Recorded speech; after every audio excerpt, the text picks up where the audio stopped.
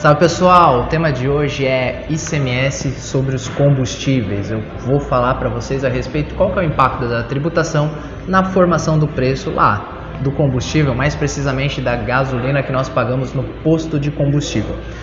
Um dos temas que mais tem tomado aí a repercussão na mídia a respeito do congelamento do ICMS do preço da gasolina. Vamos entender um pouco como isso funciona, tendo em vista que, ao meu ver, com todo respeito, o ICMS não é o único vilão aí desse preço absurdo que nós estamos pagando lá no combustível quando nós vamos abastecer nosso carro.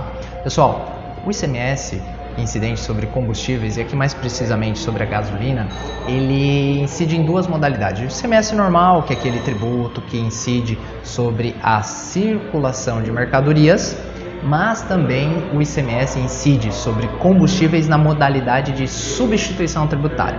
O que acontece? Substituição tributária é uma metodologia que foi criada através da legislação ali pela volta da década de 90. Nossa, década de 90, eu falo isso porque eu sou de 86 e antes era tão próximo, agora está tão distante. Eu me sinto até um pouco velho falando isso, mas vamos lá.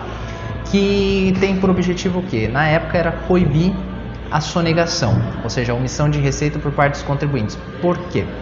Como não havia tanta tecnologia na época, então os fiscos estaduais havia muita dificuldade em fiscalizar uma gama de empresas e contribuintes, tendo em vista que não havia tanta tecnologia e era no 1 a 1, era lá no fiscal, que pedia as notas, enfim, era um processo muito caro, demorado e ineficiente.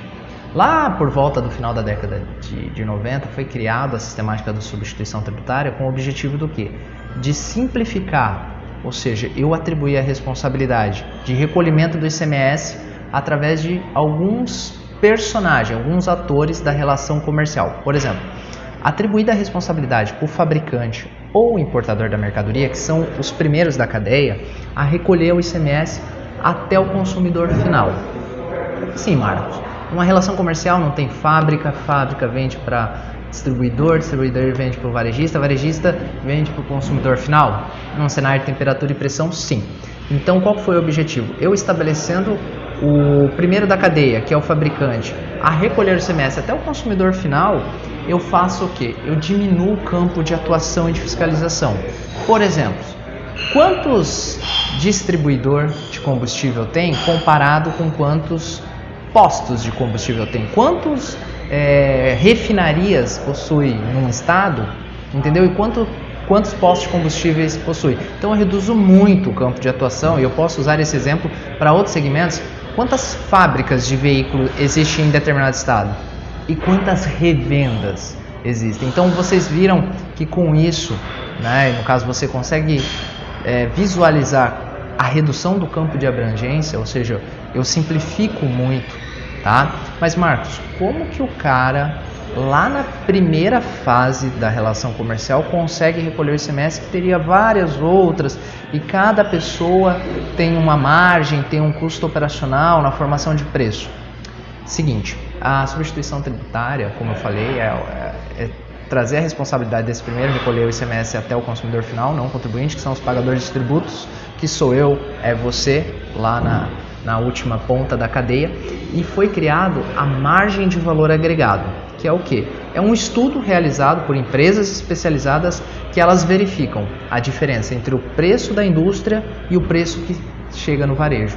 Através desse valor, dessa margem de valor agregado, a empresa que fabrica a mercadoria ou distribui através de importação, ela atribui no preço que ela comercializa, então ela chega na mesma base de cálculo do valor que se seria realizado lá pelo varejista. Então, esse é o mecanismo de substituição tributária. Os combustíveis, mais especificamente, eles têm uma metodologia que não deixa de ser uma margem de valor agregado, mas é através de preço médio ponderado, que aí eu não estabeleço um percentual, eu estabeleço um valor por litro. E aqui que é o ponto do congelamento do ICMS que se diz. Essa pauta, vamos dizer, que é baseada no ICMS na modalidade de substituição tributária, ela é atualizada com uma certa recorrência, cada 3 meses, 2 meses. Isso varia muito do preço dos combustíveis no mercado internacional, por conta que a Petrobras, desde 2016, adotou esse critério para regulamentar os preços de combustíveis. O congelamento é esse.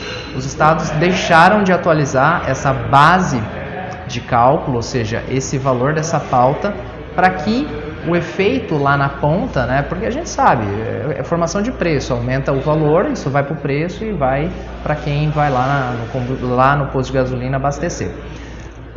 Feito isso, pessoal, a ideia é o seguinte: o ICMS, sempre tenho comentado, principalmente no âmbito do planejamento tributário, é um tributo que tem uma participação muito relevante no preço da mercadoria.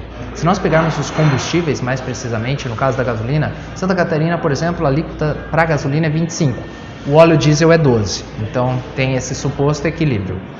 Mas tem estados, por exemplo, como Rio de Janeiro, porque a alíquota da gasolina é 34%, ou seja, 25% já é muito alto, 34% nem se fala. Então a participação do ICMS é muito relevante na formação do preço.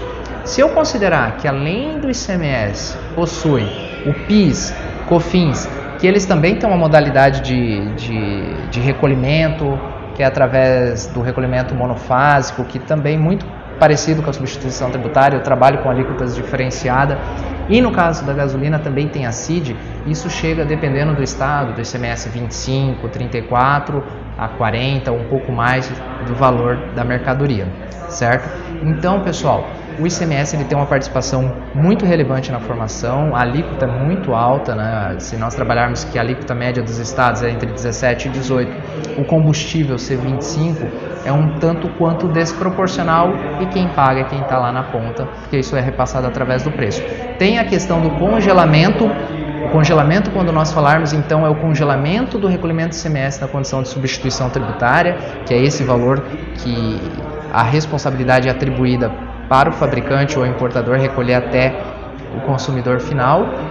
Tem também a questão do PIS, COFINS e CID, que incide na formação do preço e também tem uma participação razoável, para fins de nós compreendermos que tem se discutido o ICMS, mas o ICMS não é o único vilão.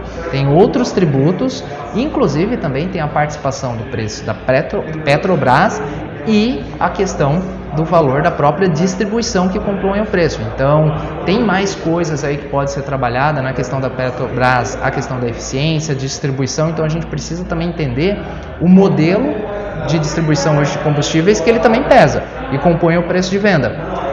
Há um projeto na Câmara para mudar a sistemática da substituição tributária e, ao invés de ficar ocorrendo essa atualização recorrente, mensal, trimestral, isso depende de cada estado, ser um valor fixo para que isso não oscile.